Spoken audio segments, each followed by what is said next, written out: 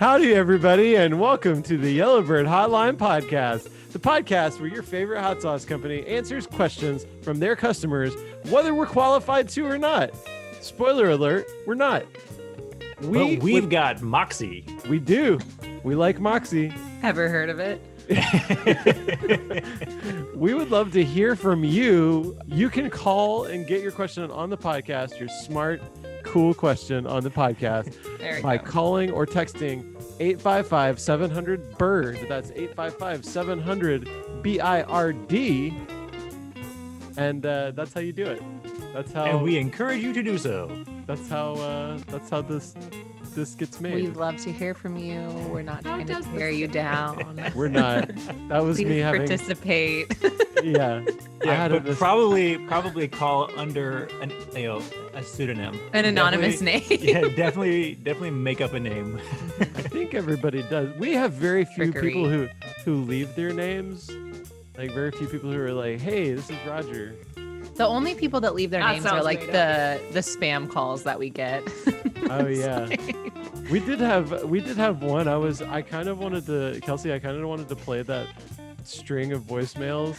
It's rough. It's pretty really rough. There was this lady who called trying to reach Trey, which we don't have anybody named Trey. And it was for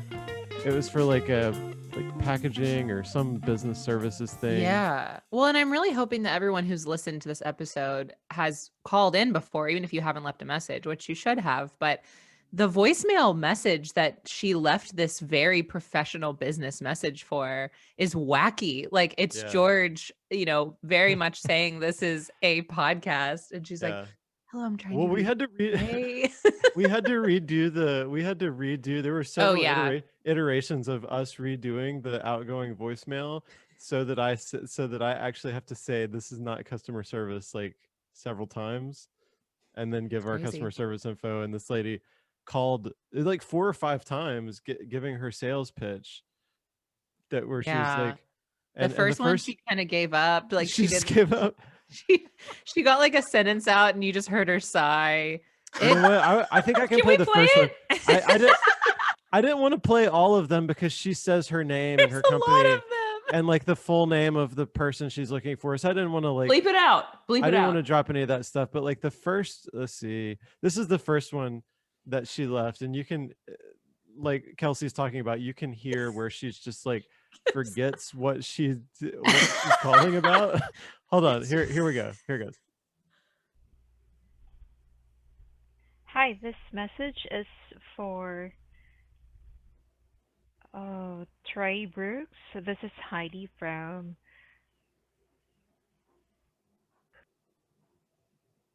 and that's it. Yeah. But the best is that she called back like right after that. After that, she called back and was like, it didn't do any better. Oh, now I remember who I am. Yeah, it's I'm like calling. she didn't have the script in front of her. I don't know what was going on, but She's every like, time. Hey, I'm looking for.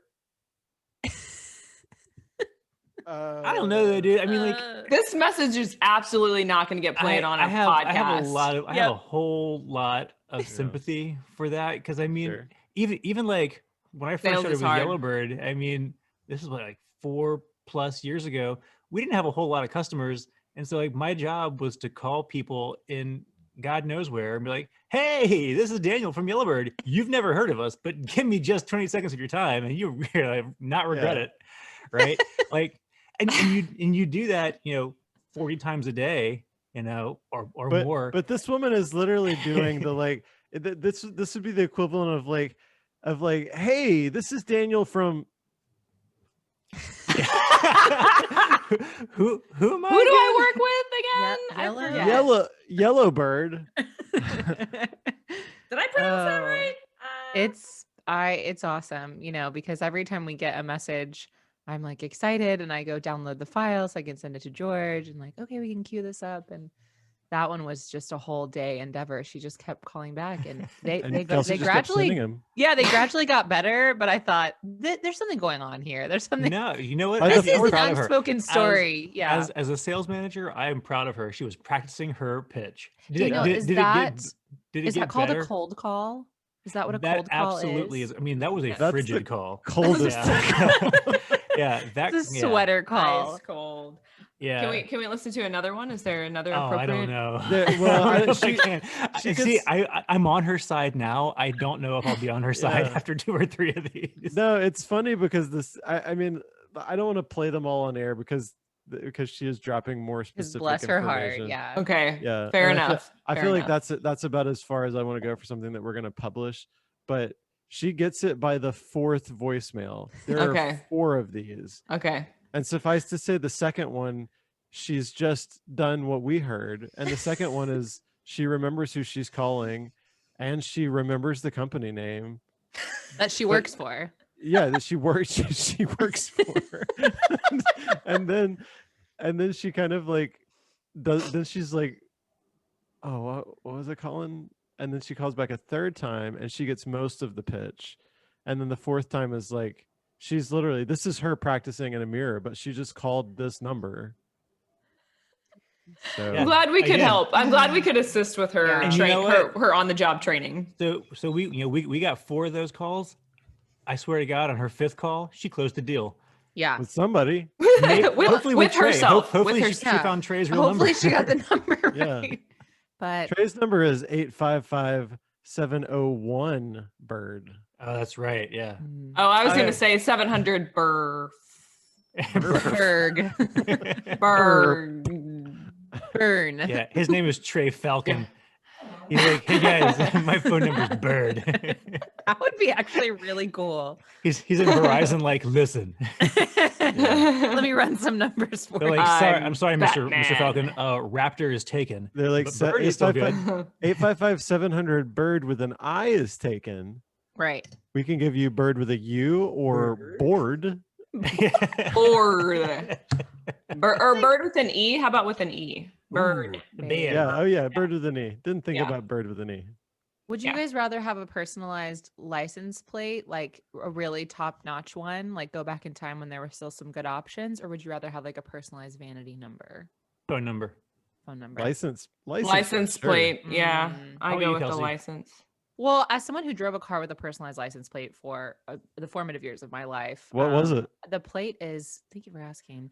The plate is really a power move, but my first car was my dad's car before it was mine, and he had driven it for a really long time. My dad can fix anything, so his nickname has always been Gadget.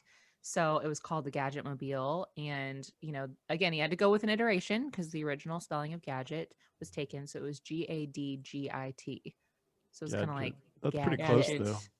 I kind of thought you were gonna say go Gadge or something. Go. That was back when Texas plates only had 6 letters. So now we've upgraded to 7. There's a lot more possibilities. Have we? I've got a 6. You're a classic. 6-letter plate. Classic, true classic. Yeah, but the problem with that now is like I kind of have this weird like 6th sense when I drive around. I always notice people's license plates, and if I'm driving with someone else, I just like kind of burst out in the car. It's kind of like a thing for me. Yeah, I mean, and that's my struggle. Same. You see a license plate that's clever, and you're just like, Daniel, I see your mouth good. moving, but I can't hear you.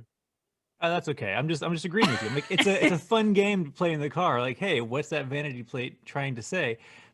But my whole thing with vanity plates is like, I'm an extrovert. I love talking to people, but I don't necessarily want to invite them to start the conversation with me. Ooh, and when you have a vanity plate, they feel, I think rightfully so, totally justified in coming up to you and saying, "What's up, Gadget?" You're like, "I don't know you." But if it's like a vanity like phone number, there's a sense of an inside joke. You have to have given that to them, or they have to have gotten it from somebody, right? There's like, you have to be invited into the club for that one. More secretive. So then the people that are calling us are in the club. What I'd really like is a vanity number that I could put on a plate. A dinner plate? On a vanity plate on my car. That's like my dad's boss years ago had their website address on his license plate. Oh, yeah. Power I mean, move. it was for the now defunct Virginia College, but yeah, vc.edu was their web address, and so he just had that on his BMW. It's short. It's sweet. It's simple. It's advertising, It's defunct. It's the best one that I saw recently. This was like a month ago, and I was really panicked because I was trying to get like a video. My hands were shaking. I was so excited. I saw a van that had like a little R2D2 sticking out of it, and I was like, "That's crazy!" And I was with my roommate. She goes, "Wait, look at the plate!" And we were at the light, and it was about to change, and I realized the plate said "Car2D2." Yeah. AR2D2. And I have this very manic video of me trying to zoom in and be like, Did you get that? Did you get that on your puns account? on my my puns account is not public knowledge, but yes, I have not posted it to Puns in the Wild yet. I didn't name That's okay. It needs more press, but I love I feel puns. Like Kelsey, I feel like I sent you a pretty good one that I saw. You did. It was a barbecue. I forget what it said, but it was real good. It had me laughing. So. Yeah. What if you had a barbecue trailer on the back and it was barbecue? Is that good? Yeah, that could work. Not as good as Car2D2. Car2D2. Oh, I was thinking. Yeah, that's a good one. That's a good one. Car2D2. But when you said barbecue, I was thinking carbs and barbecue. Ooh, carbs. Yeah. Barbecue. My favorite combination. Barbecue bread. Sandwich. Barbecue. It's actually vegan. It's just bread. It's just bread that's been charred. I did with one of my friends, with our other friend Daniel. We did we did a lot. How do you feel about that, Daniel? He's the better Daniel. It's fine. I'm taller, so I got that going for me. We went through a period where we were doing like these weird barbecue experiments every weekend. Like we'd make like barbecue sauce with peanut butter, which is just mole sauce, and then we'd barbecue all these weird things, and like we had a couple of good things, and then one week we barbecued a dozen eggs, which was the dumbest thing ever. So we just got the eggs like shell on and everything and just set them on the grill and like basted them for like hours, like the shell. It was I appreciate your drive to experiment. Yeah. It just ended up being, because we had this theory like, I don't know, man, maybe it'll absorb the sauce through the shell. No, it's dumb. Dumb thing to think. It basically just came out like a slow, like soft boiled egg. You know. Okay. Yeah. I mean, I imagine, if it's hot enough, it'll soft boil it. Aaron, I found what you sent me with barbecue puns. Yeah. Rack Sabbath barbecue. Rack Slabbeth. Oh wow. Even catching that out. I've got to post it. I saw a food truck on South First the other day that I hadn't seen before. It was a 24/7. Yeah. Ooh, that's yeah, I was like, that's what's up, man. There are a lot of good pho puns. There's out there. A lot of good pho. The one in Houston was "get pho cupped." There it is. And I was like, that's that one. There's so many that gives me so much work. That one only works if you pronounce pho right. 24/7 works either way. Yeah, 24/7. Yeah. Actually, I just think if you're not, there's like there's some foods out there that if you're not using a pun, it's kind of like you're really missing out on engaging with the Puns in the Wild audience. Hey George, I guess I should have asked, do we have a question from a customer? We got two questions. Oh, and then we got to get on a horse and ride here, man. They're kind of related. So one is a voicemail and the other is a text message, and I put them together in this episode because they are related. Okay. Here's question number 1. Ready? Like brother and sister related, but okay. Loading. Buffering. Hey, Yellowbird folks. It's Cam and Austin. I am deeply in love with your hot sauce. My question to you is, when will you make deodorant so that I can just apply it directly on my skin in addition to eating the sauce all day? So when is Yellowbird deodorant coming out? That's my question. Bye. Thank you. Solid. Thanks, Cam. We were just talking about how nobody leaves their name. Cam, not afraid to leave his name. Yeah. Cam's not Cam's afraid. Brave. Cam's bold. He owned that question. He wants spicy deodorant. I like it. Cam's the kind of guy that says it tingles, and that's how you know it works. Well, thanks for loving our sauce, Cam, and trying to find more ways to get it into your body. You could do onto your body, like the Jimi Hendrix style, right? You just like soak your headband in hot sauce and then just wrap it around your head. That sounds. Whoa, that sounds like a great way to get third-degree burns on your head. How about it'd be cool? We did. I mean, throwback to a couple of years You ago. look real cool. We did an April Fool's joke where we made Yellowbird deodorant. Yeah, fire pits. That was pretty strong. Yeah. So, what year was that we did that? It was like 2019. 2019? Yeah. That was 19. Yeah. So dig through the archives, Cam. So Old Spice, if you want to do something with us, that would be rad. New Spice. There we New go. Spice. Old Spice and New Spice. I don't know. I Terry feel Crews, if you're listening. Yeah, I feel like it might work because I feel like men's deodorants just have very generic names, you know? Like women's deodorants are very much like this smells like guava. This smells like I was gonna say And vanilla lavender. Men's are like waterfall, you know, Very vague. firewood. Like they're just very vague. So I feel like you could just be like farm and there could be some, you know, essences, peppers in there. Yeah. Bay rum. Which bay? Which rum? I don't even know. Coastal. Like which coast? Yeah. Bay. I like Nautical Champion. That's my favorite scent. Oh, is that your scent? Champion. I'm a vanilla lavender gal myself. I don't know. It's that like Nautica smell. It's a real fresh. I don't know. You're doing great at describing it to the audience. I just know like the other day I went to pick up my son from school and it was one of those days where like I hadn't showered and I was feeling real ripe. And I was like, "Ooh, I should probably take, you know, a 2 p.m. shower real quick," which is just putting on extra deodorant. And I show up and my kid's like, "Hey dad, you smell really good." Anyway, my day was good. You know, I'm like, "Whoa, all right, party. Thanks, Old Spice." Bringing fathers and sons together. I guess so. I was like, "Hey, you're about to go into middle school. You stink. You've been running around outside for the past hour. You're funky."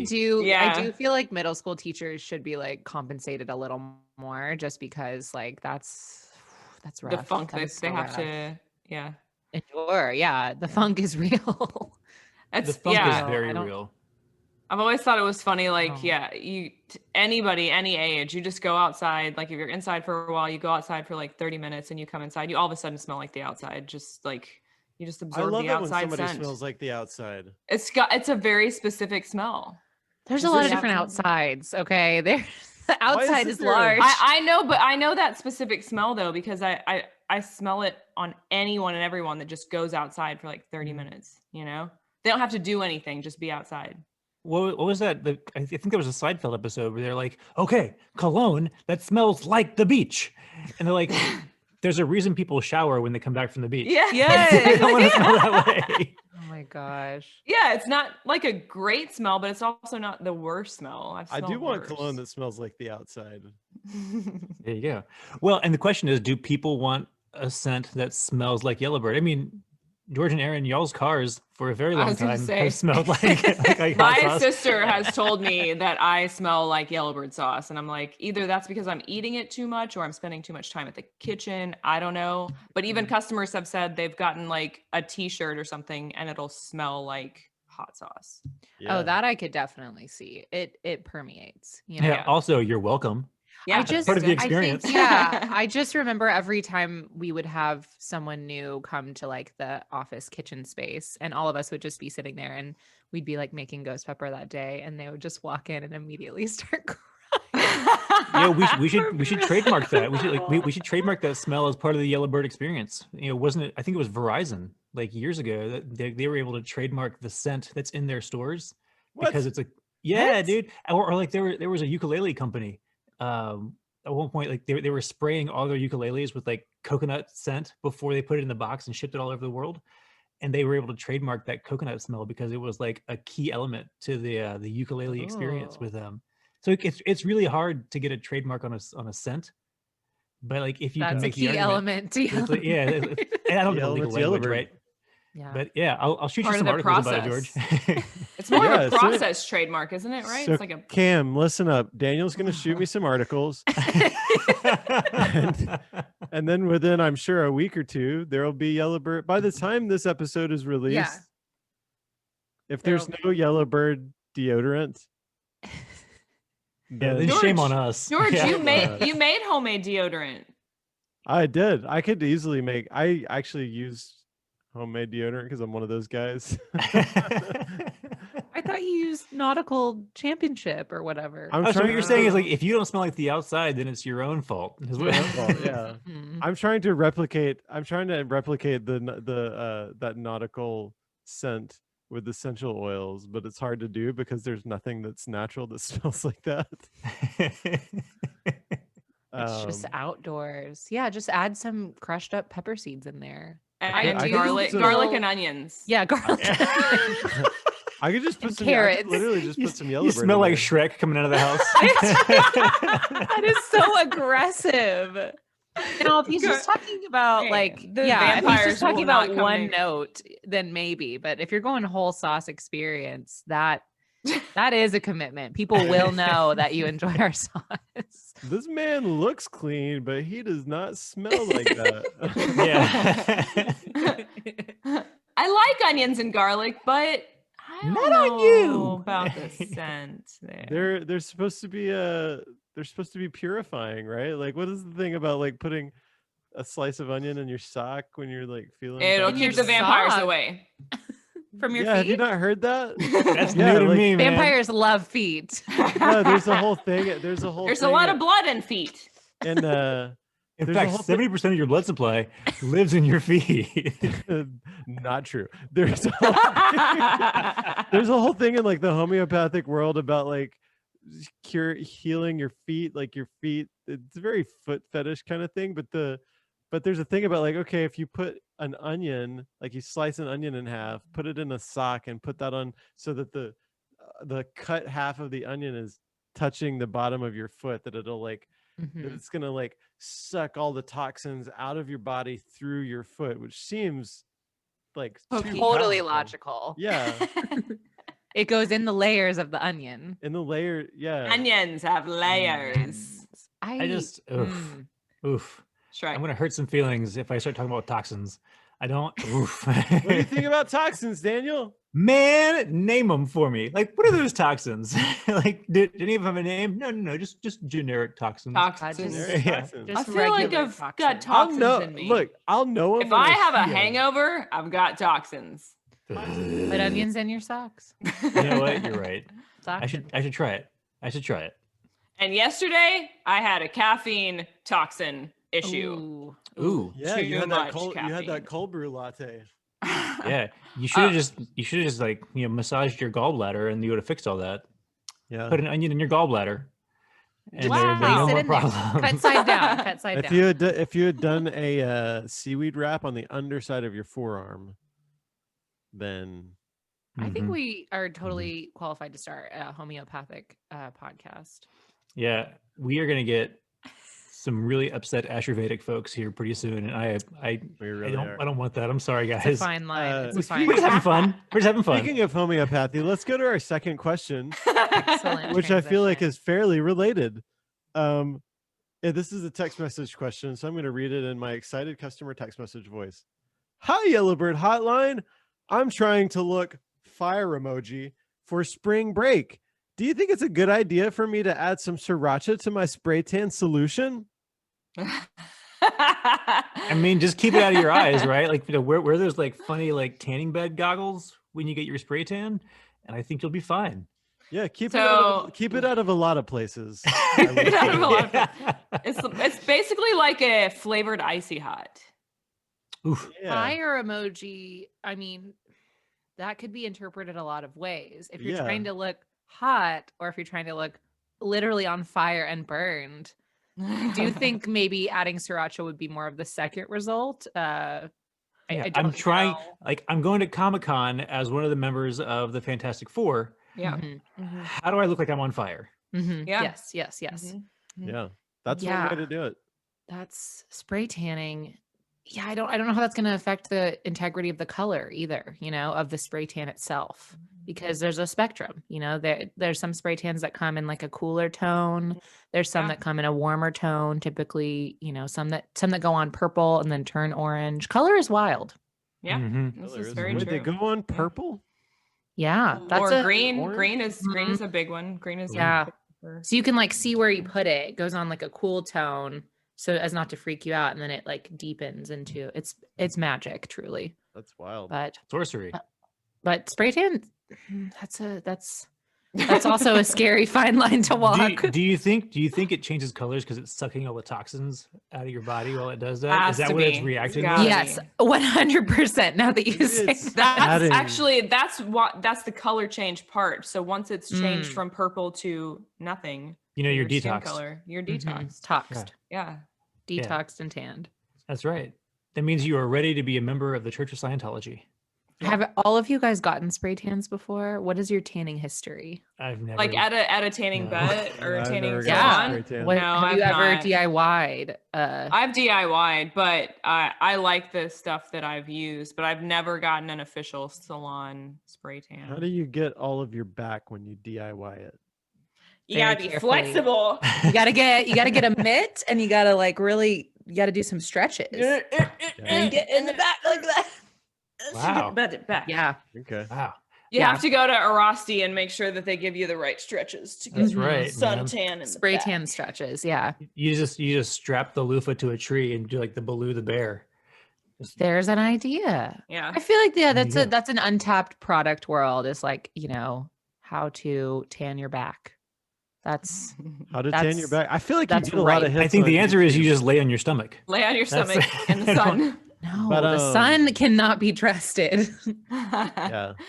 The sun is out here not giving us even color, trying to take all of our joy, but also give us vitamin D. It's a complicated relationship. Spray tanning is really smart. It's somebody with a gun, like actually just applying it. And it's a process, and you don't want to breathe it in. So it's like an air gun. It's like it's like an airbrush. It's like being like a T-shirt in Myrtle Beach. Like you're airbrushed to perfection with an alligator in a Jeep next to your to a cartoon version of you. I was thinking of like the beach body one, where when I see guys wearing the shirt that's like the fake bikini. Yeah. I love those. Yeah, I respect that one. What is when you get a spray tan? I guess I always assumed it was like a machine that you stood in. Is it literally you just like stand there with your arms? Somebody spraying you. Yeah, it's like you're at the body shop. Yes, like you're a car being detailed. Yeah, and it is. You've got to have a good sprayer that's like keeping constant motion so that you're not getting too much. So it is want to look globby. Yeah. You gotta trust the person with that gun. Same rules for spray painting for going to Mako. Yeah. Mm-hmm. I'm curious too, like how thin is like the spray tan solution? Because my fear for the caller, we're trying to answer this for the texter inner. Our sriracha is probably a lot thicker than that spray tan solution. Thick, so I don't know if it'll go through. You definitely can't use the organic sriracha. I was gonna say we're talking about blue agave, not organic, right? Because that one's a little bit thinner, but also yeah. So I guess if you're going to add it to your spray tan, make sure you're going to a place that has, the ability to modify their spray gun. Otherwise, it's going to get cleans their equipment regularly. Yeah, exactly. Yeah, you're going to want to reputable shop. Yelp reviews to really make sure.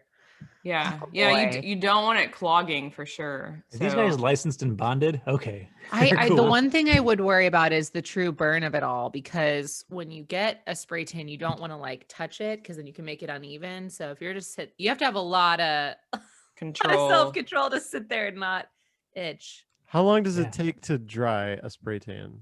I don't know. A lot more than you would think. I think it takes a while if you want to actually let it dry all the way. Yeah, I think you gotta wear like again, like another painting metaphor. You gotta wear like clothes that you're not super attached to. Yeah, because even when you're dry, you're gonna get orange or something. Yeah, there's gonna be some evidence. Gotcha. So, I also just serious question, Aaron.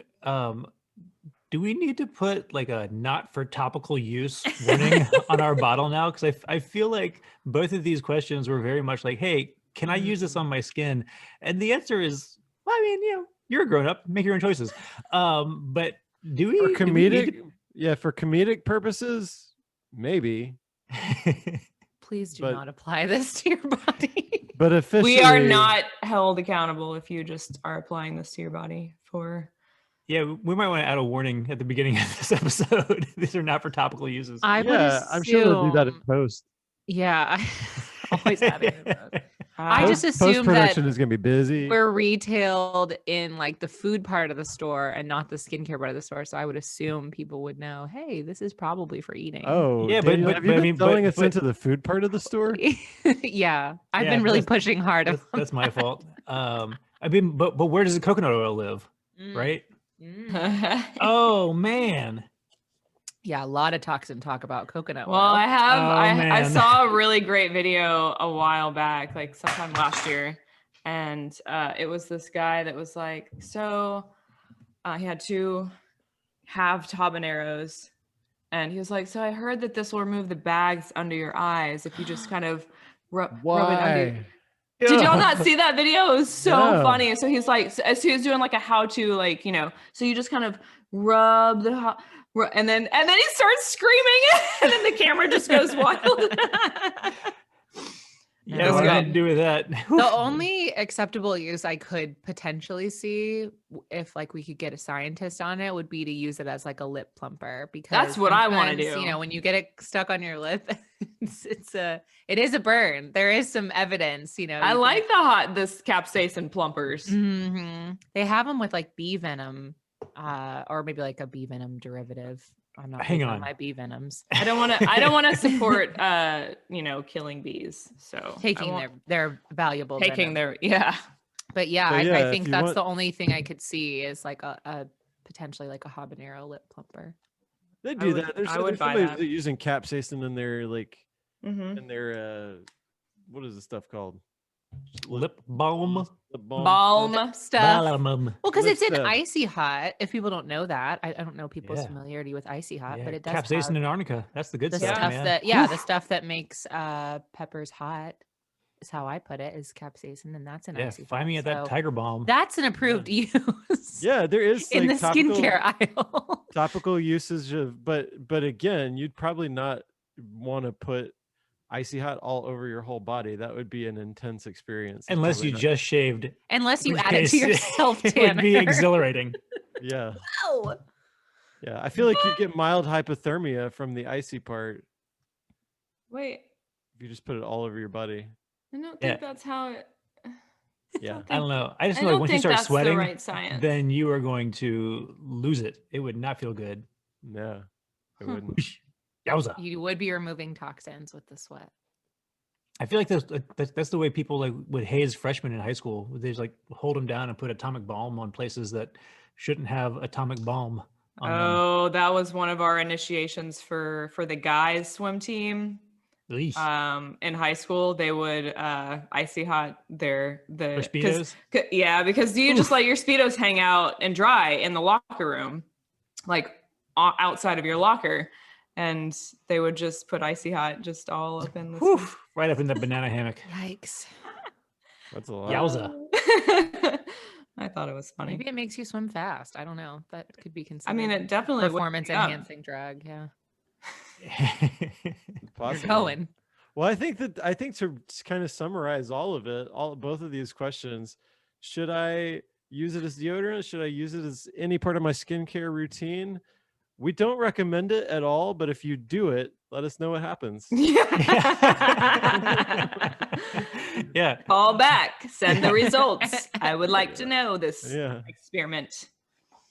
Yeah, I think no matter what, you're gonna look hot eating it this summer. You know, no matter what you smell like, no matter where your tan level is at, I think you're gonna look great if you're holding a bottle of Yellowbird. It doesn't have to be literally on you, but instant beautiful hands once you're holding a bottle of Yellowbird. Yeah, that's entirely true. Yeah. People will be so drawn to, like, you're instantly cool. Yeah, it's a conversation piece if you have a bottle of Yellowbird. You know, people want to know where'd you get that. Yeah. Oh, probably from the law of attraction founders that live on their yacht for 6 months out of the year. I think it's pronounced yacht, but yacht. Yeah. Yacht Club. They know all about sunscreen, sun tanning, Mm-hmm. capsaicin tanning. Speaking of knowing all about sunscreen, if you got questions about sunscreen or anything, call us or text us at 855-700-BIRD. That's bird with an I. 855-700-BIRD. and we will put your questions on the air, and we will love you forever. We were going to do that anyway, but you know what? We'll love you even harder. Thanks for joining us, and have a great day out there. Hug your dogs, hug your cats. Stay spicy. Bye-bye. Oh, we're waving now.